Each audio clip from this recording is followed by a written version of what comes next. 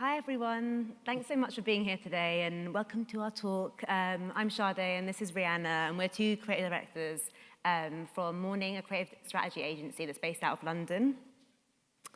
So basically at MØRNING, we're built on a philosophy where we believe that it's a new day and the web is a really powerful tool for good, and we have the responsibility as storytellers and marketers to right the wrongs and push culture forward. So our mission is to leave the world a little less shit than it was yesterday. So we're really excited to introduce to you our annual report called Data is God. This is our first time sharing the report, so yeah, we hope you guys enjoy it. What really sparked our interest in the lead up to creating this piece of work was an exploration of the evolving relationship between AI, technology, and humanity. We're in this really interesting time where we're really surrendering ourselves to AI as the reigning god of the information age. So once seen as our adversary, AI has rapidly transformed into our most intimate advisor. It's operating as part junior colleague, part best friend, and part demigod. So we used to pray, but now we turn to ChatGPT. So we're introducing you to a new information age, a technological era that feels more akin to magic. Data has become our new deity. From AI slop to unshitification, crocodilo bombardino, rise of death tech, cyber brothels, ChatGPT-4 is glazing, AI Buddha, models are becoming mythologies, there's Studio Ghibli dick pics, Rick Rubin is vibe coding, AI is awakening, everything is glitching. God forbid an AI has hobbies. So when we put this report together, we really wanted to answer 4 key questions. 1, who is really controlling who today? Are we on this journey to becoming post-human, as some claim? Have we reached peak hyper-individualism? And should brands, artists, individuals be using AI at all? And to put the report together, we interviewed our own MØRNING's audience. So we did a big quant survey, and you'll see some stats throughout the report. And we also spoke to a really diverse group of global experts from really different backgrounds, locations, who all had varying views on technology. So we spoke to the amazing Zeba. She's the founder of Her Visions, a femme-led creative technology studio and a CSM lecturer.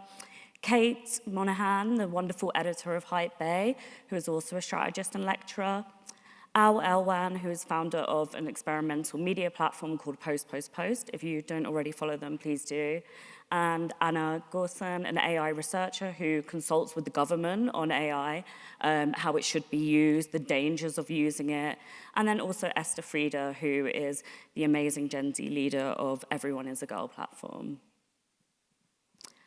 And just to say this is a cut down of a much longer report, but today we're going to give you an overview of the 4 key chapters. So firstly, Shadeh is going to walk you through the evolving relationships that we're experiencing now. So this is very much the landscape we're in today. Then we'll dig into the major future forces at play, looking at the social, political drivers that are shaping our attitudes and behaviors for tomorrow, the creativity paradox, what we can learn, and how some of you even might be able to apply it if you're thinking about it. And then finally, human in the loop, which is some future scenarios, a little bit of trend forecasting and predicting. Yeah, so chapter 1, let's explore how our relationships have kind of evolved in recent years. This section is really going to map out the speed at which our relationship to these new technologies has changed. So there's been one key shift within the landscape. So we've moved from a space of disgust. So we saw AI as like a threat. Flesh was really superior. We kind of saw as death as inevitable. And then we had this feeling that it's coming, but we didn't know what it was. And now we've moved into a space of desire where it's very much here. It's very much part of our lives. It's almost become a demigod. Transhumanism is coming to light. And we're kind of thinking about how we can upload ourselves to the cloud. Yeah, so through our research, we had the survey, and one of the questions we asked is AI your friend or foe? And the answer for that really affirmed our point of view on this key shift, with 76% of people saying that AI is their friend and only 24% saying foe. And something else that we asked was, what's the most inventive thing you asked ChatGPT? And we got some really fun responses, like we got write erotic fan fiction of J.D. Vance, Trump, Elon Musk engaging in pony play. Then we had explain the Vietnam War using gay slang and the voice of RuPaul. So people are using it in really creative and interesting ways at the moment. You'll have to come and tell us afterwards what Yeah, you're most demented think. exactly. Yeah, but just to kind of map where we are in this journey and the place we're moving into, as we become like less afraid and increasingly intimate with technology and tools, what we did was we started out in a place of anger, so very much, oh my God, AI is going to eat me. So AI almost became like the new immigrant, or that's what we kind of called it, in the sentiment that it's taking our job, it's stealing our creativity, and it's very much the enemy. Then we moved into a stage of denial. So I'm sure you guys all saw the Ghibli art that was made and the sentiment of, ooh, look what I made. So people were kind of being really creative through AI, creating this kind of sad art at the starter packs, make yourself into a Barbie doll, kind of seeing the creative classes in dismay. Then what we moved into is this kind of era of bargaining. So I bet AI can't do this. So there's this meme by Elias, who's a content creator online, who was saying that I'd like to see AI chain smoke free cigarettes on an empty stomach on a Sunday morning wearing full YSL. So what becomes human is what becomes precious. So yeah, they can take our jobs, but they can't take our bodily functions. And then lastly, we're moving to this space of acceptance and also like a deep need. So, okay, AI, please save me. We're frolicking with it, we're flirting, therapizing together in perfect harmony. It's been quite a journey. So basically, we'll sacrifice our morality, data, and self-respect for the aspect of convenience. So, who is your online coping character? Are you the stubborn skeptic where you see AI as your enemy and prefer IRL interactions? Or the internet purist that very much, where AI isn't desirable, but very much your fate? Then there's the soft tech optimists who see AI as their friend and they opt in of their data when necessary. And then before lastly, the Elon warriors or web doomers who are obsessed with X's toxic new identity and see AI as an ally. The PSYOP believers who are paranoid about the future of AI whilst erasing their data and building 4chan communities. And lastly, our convenience pursuers who have no fear and just want life to be as easy as possible, so they're allowing all the cookies. Okay, so what are the major drivers of all of this change? And we really wanted to zoom out and look at what's happening from a socio-economical, political point of view, and use that to kind of see how we think the next 3 to 5 years is going to play out. And the largest force at play is that we are collectively and individually feeling closer to our mortality than ever. As a society, we're being driven by this very intense fear of obsolescence. And physically, emotionally, and spiritually, we're confronted with daily grief, from personal tragedies to mass atrocities, all witnessed through the cold and potent glass of our screens. We're feeling very, very saturated by that grief. And to cope with this future of impending doom, we're finding new ways to survive, new ways to cope.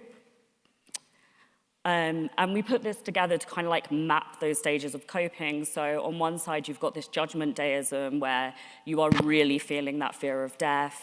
And then on the other side, you've got this searching to live forever, so by uploading your consciousness onto the cloud. And we've called that the philosopher's stoneism. So we're really at this moment in time where we're mourning our time as the dominant predator, and we're witnessing humanity's dying gasp.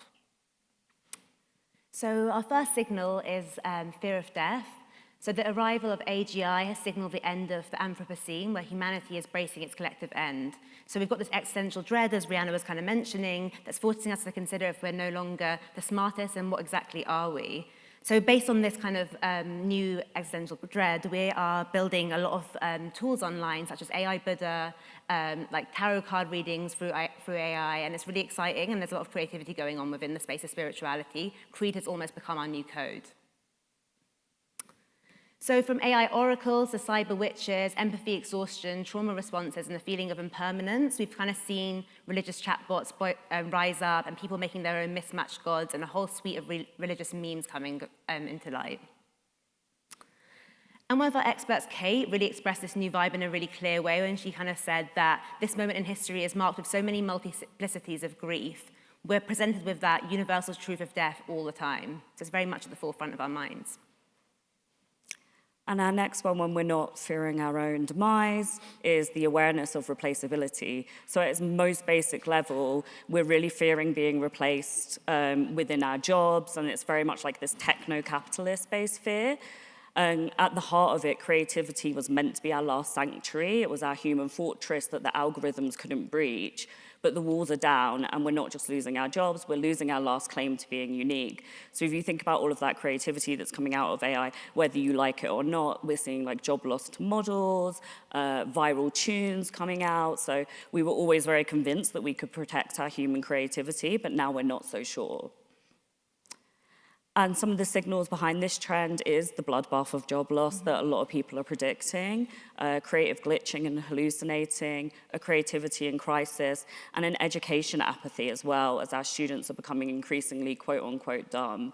And Shadeh, you were telling me a really interesting anecdote about your partner who works at school. So basically my partner's a teacher at a school, and he was saying that one of his students was asked by a friend, like, oh, have you seen this movie? And she said that what she does is she just searches on ChatGPT what the storyline, and then it regurgitates the facts back to her friend. So she's like... Never seen it. Never seen it. So she's basically just like using it as a way to loophole actually having any knowledge at all, which is really interesting that the youth generation are moving into that space, or quite worrying. Yeah, because it kind of shows the layers of it as well. Like people think, oh, it's just being used for to bypass like writing an essay, but it's actually using to like bypass your cultural knowledge and popularity within a school. So yeah, we thought that was really interesting. And Al sums this up really nicely here, where he talks about creativity and where it all might go. So he's saying that AI actually has the potential to drive humans to be more edgy, as humans need to work to avoid the sameness that AI is going to accelerate. But overall, it's going to accelerate what can be edgy and what can be passé. That's just going to speed up so fast. And I guess the most surprising turn in our relationship to AI is not that we learned to use it, but how quickly we've learned to love it. We're becoming very intimately attached to these systems, and the CV editor to lover pipeline is very much real. At the moment, the single highest use case for AI is therapy, but we kind of see this as a very flawed relationship, because right now it's like this hype bro that's saying like, yeah, you're right, I agree with you, I didn't think about it that way, and very much appeasing you. But yeah, these relationships are going to get deeper and deeper through time now. How many of you guys have used ChatGPT or an LLM for therapy? And it like pretty much always is like, yeah, you're right. Like you're totally in the right. So I guess what kind of becomes of us when we're all just constantly told that? Are we cooked? Are we cooked? And then the signals for this shift is sex with robots, falling in love with Sims, cyber brothels. There's a load of articles that are reflecting this new relationship that we've got, and we've all got that one friend who's got a parasocial relationship with ChatGPT. And something that me and Rhi found particularly interesting was our conversation with Anna, who works in AI research and works with governments, is that she was kind of saying that up until now, these systems haven't had excellent memory. They haven't been able to learn things or core things about you over time. So the ability to form deep relationships with them is very much low, but that's going to be changing soon as they introduce longer memory, and that's coming very, very soon. So we will be able to kind of have these deeper relationships with them. And then our next one is meaningless sloptimism. So I'm sure everyone here has been reading a ton about slop or seeing a ton of slop on the internet. So like, yeah, Tung Tung Sahura or Crocodilo Bombadero or Ballerina Cappuccina. But we believe this is very much like a pushback on the fact that like every piece of content that we get fed to us is for profit in some way. So there's actually something kind of beautiful and interesting about slop. It kind of has its own avant-gardism to it, its own pushback against capitalism. So our signals here are Italian and Indonesian brain rot, like Tung Tung Sahura, the viral emotional support kangaroo that I'm sure everyone saw that really duped the boomer generation, the idea that the bots are coming for the internet, and for us, slop is becoming the avant-garde. And we really love this tweet here that said, most people want sedation, not beauty. Stimulation, not truth. Slop content is the future of democratic consumer culture, not a bug. And Al says of slop, as a mode of production, it actually predates AI because it's basically fast food, it's the gentrified building, it's elevator music, it's hotel painting. So when you think about it, slop's always been there. This is just the latest iteration of it. And then lastly, we're on a quest for permanence. So we kind of face with this, with the tender and failing hardware of our human bodies. And we've become obsessed with a software solution, the digital afterlife. And one of our experts, who's a lecturer in an art uni, was kind of saying that almost all of her students, which we found quite surprising, for their final projects, so like 80% of them had done it around the topic of death tech. So all about like uploading your consciousness to the cloud, thinking about legacy, and thinking about the afterlife. So signals for this one include new adoption of live forever. We call it like the philosopher's stoneism, and technologies that are being birthed, such as Elon Musk's Neuralink. So a great example of this was the film Mountainhead, where Steve Carell's character is like frantically trying to find how to exist online forever by uploading his soul to the cloud. And then, of course, I know lots of you have probably seen Brian Johnson, who's literally sucking the blood and youth out of his son. Outrageous. But yeah, Zeba from her visions brought this to life when she was kind of saying that there's a real potential for a more evolved understanding of consciousness to emerge. So it's very exciting this time that we're moving into. So to conclude, singularity is no longer an option. It's not human versus machine or even machine versus God. And Kate sums this up really nicely here when she says, our bodies are becoming these operating systems, and if we're engaging with these tools on a spiritual level, it also connects to our bodies on a material level. We had a really interesting chat with Kate about like materiality, spirituality, and she raised a really good point about the fact that actually tech companies really work hard to remove you from the materiality of those data farms, the amount of water they need, using those words like cloud. It kind of makes it feel as if it's just this thing in the ether, but that's not true. There's a deep materiality to technology. And we built this diagram to kind of express this relationship and how it's evolving, how we're becoming much closer together. And we believe we're in a time where tech has become God, bodies have become tech. We are all material on this path to a very intimate connection. And why have we become so blended? Well, if you think about it, we all hallucinate and glitch. We share brain processing power. We can only reference what we know. We're all just a product of our inputs, and our dreams are all defined by those. So ultimately, everything is data. And we love this chat that we had with Esther, where she talks about how there is no real difference between machines and organic bodies. They're both composed of code. So in conclusion, we are all just data. So what does this mean for creativity? Oh, there we go. So what does this mean for creativity? What can we learn from these new technologies, and how should we be using them, or should we be using them at all? Can AI give as much as it's been taking? So Laura Bates was found this quote where she was kind of saying that LLMs aren't really thinking for themselves. They might seem like they're going off script, but usually they're just regurgitating some version of the data they've been consuming. But unlike humans, they're not able to make leaps of revolutionary new ways of thinking. So that's kind of something that the power that we still hold.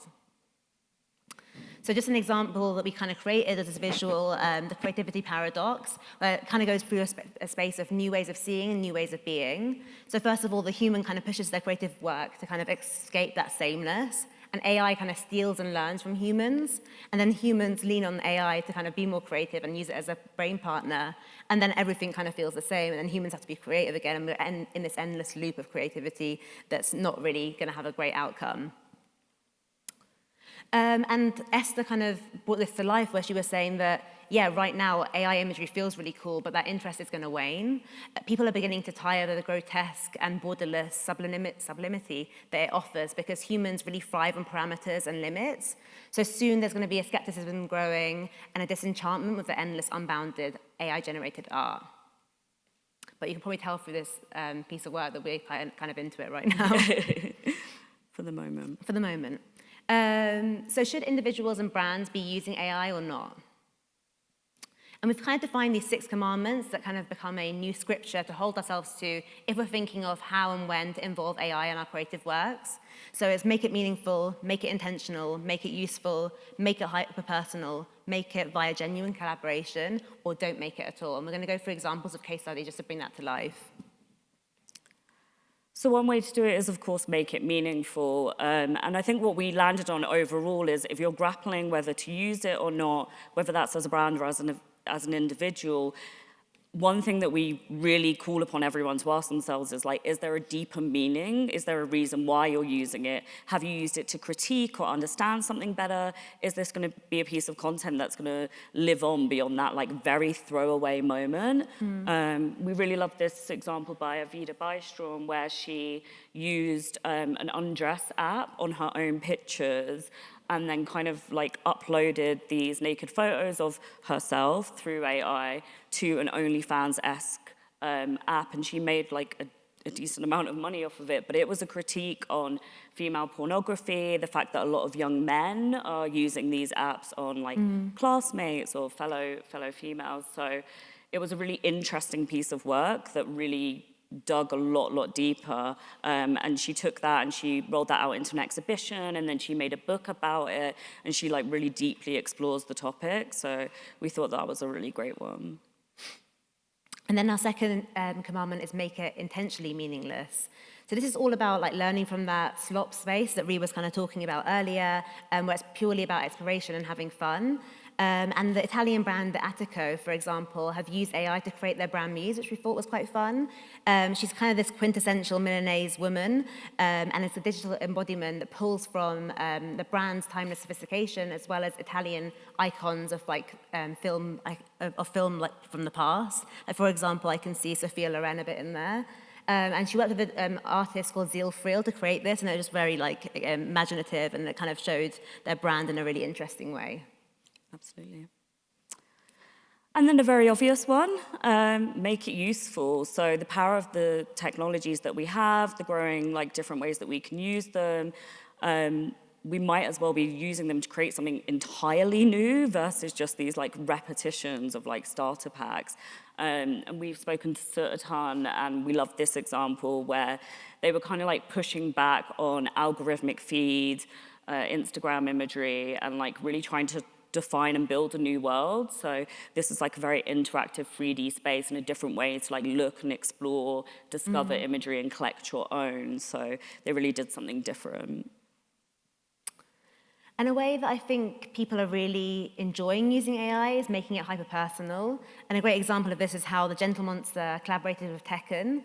And they were offering audiences kind of the opportunity to see themselves as Tekken characters, wearing their products by using an AI filter. So blending reality with the gaming world and making it fun for the user or the consumer. And then make it via genuine collaboration. Shadeh's mentioned some amazing artists there, like Zeal Friel, but also Daniel Felsted's an amazing thinker. He leads the communication course at CSM. And we loved this project where he created the metaverse in the age of janky capitalism, and he made a Julia Fox AI bot. He actually had Julia Fox do the voiceover of this. And again, it was like a bit of a critique on capitalism, but it just went much deeper. So find those people that you can work with that are already thought leaders in the space and are going to actually make something feel very genuine. And then lastly, don't make it at all. I feel like we don't need to force it. We don't need to like use it just for the sake of using it. We're seeing brands doing that at the moment. But yeah, just thinking about the right time. If it doesn't make sense and use other forms of creativity, it doesn't have to be AI. Okay, final chapter. We just wanted to explore like some future scenarios. Where is it all going next? Where's it going to take us? And in this brave new world, what is left for humanity if we've lost creativity, if we've lost all of these things, what do we actually have? And we kind of landed on maybe it's our bodily functions, but how far into the future will it be before AI can vomit, shit itself, or cry? It often feels like we have to choose between just two futures, or there's just two camps that you have to join, and that's either like this very techno-optimistic future, or that you have to crash out and become a doomer. But like most things, these two extremes actually sit quite closely together, whether you're using ChatGPT as your appeasing pup, who's going to hype bro you up and drive you to be a little narcissist, or you're sat on the edgelord side of things using Grok to be a doomer. Aren't they really just two sides of the same coin? And when we unpick what the techno-optimists believe, what does their future look like? They tend to think that technological advancements could drive us to be post-capitalist. We'd love to see it, but we're not sure. The idea that robots are going to do the work, humans are going to be left to play, dream, and think. Quantum computing may help us be more sustainable, fight cancer, solve all the world's issues. And medical advancements are going to mean we live longer, look younger, and we biohack ourselves to the best years yet. And what's the humor style of the techno-optimist? In our opinion, it's don't worry, kitten. Comfort food for the chronically online, sweet reassurance that nothing matters enough to worry about, wrapped in an aesthetic of caring deeply about everything. But we believe if you lean too far into optimism, you're ultimately ignoring the great harm that technology can do. And Tabitha Swanson sums up our feelings on utopian futures when she says, to have a utopian society, that would mean being very homogenous, everyone believing in the same thing, homogenization of culture, possibly ethnicity, religion, class, life experiences. So for us, that's like not a future we can subscribe to. While doomers are predicting mass surveillance, superintelligence, bringing about this bloodbath of job loss, economic collapse and shitification, decline of humanity with human relationships breaking down, because who can really compete with an always agreeable and always ready sex doll? And what does their humor look like in the doom of the future? Well, it's if we don't laugh, we'll cry. If we don't track it, they'll change it. Babe, wake up. The data is being doctored and the planets are aligning for World War III. Things are seriously unserious as we check our way through to the front lines. For our doomers, this is the way the world ends, not with a bang or a whimper, but with the wheezing laughter of a schizo-power shaman bot. So if neither utopia nor dystopia are viable options, what is our route forward? And for us, there kind of is no answer, but to embrace that human in the loop, like this is what's coming for us. And just as we can't cast off the horrors of humanity, we can't cast aside the ghost in the machine. We've got to cross those boundaries to find truth. So let's explore what the human in the loop point of view means from MØRNING's point of view. We know that this is a popular term. Lots of people are exploring it in different ways. For some people, it can be quite a boring term, but for us, we find it quite exciting. So literally, it's a system or a process where humans actively participate in and provide feedback to an AI or machine learning model.